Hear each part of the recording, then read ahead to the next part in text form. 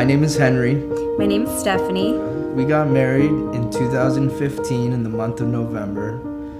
Shortly thereafter, about 2 months later, we found out that we were expecting our first child.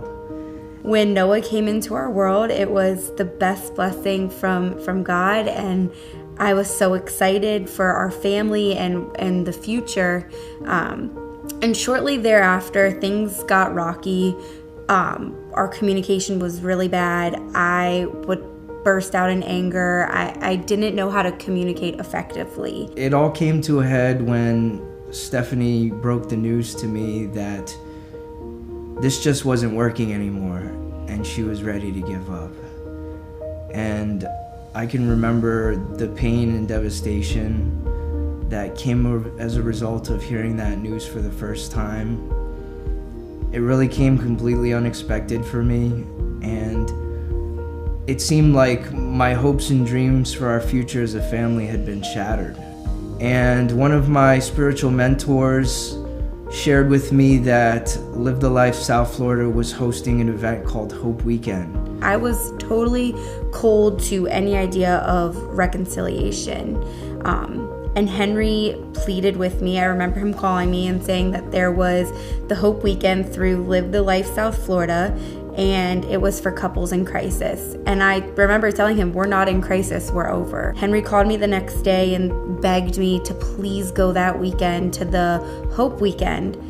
And I called my attorney up and explained to her what was going on, and she said to go. And so I thought I was going just to get closure, to look good for court, and to make Henry feel at peace with the decision I had made. We both went and participated in the Hope Weekend event, and I can remember even at the beginning, it just seemed like her heart was completely hardened. I remember having this feeling in my stomach like something wasn't right, and that I moved way too quickly. I needed to slow down, put a pause on the divorce, and just be open-minded to what this was. And I remember a specific activity that we had to do, which was our genealogy. And I remember looking back and seeing a family history of dysfunction, of divorce, of just sadness, and I didn't want that for my life. I didn't know how to get to the other side at that moment, but I knew that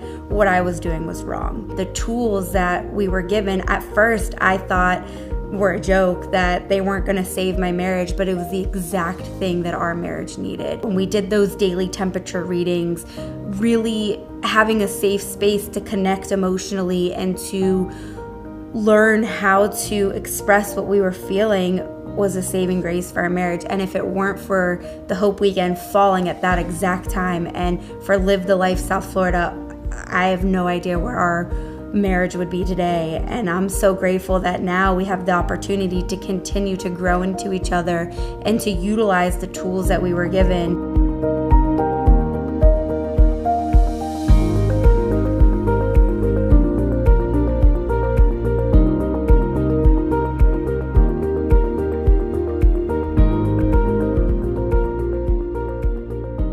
One of the main tools that I like to utilize is the dialogue wheel, because I have a hot temper and anger is one of my downfalls, and this gives me a safe, healthy outlet to communicate effectively and to get across whatever it is that I'm going through to Henry.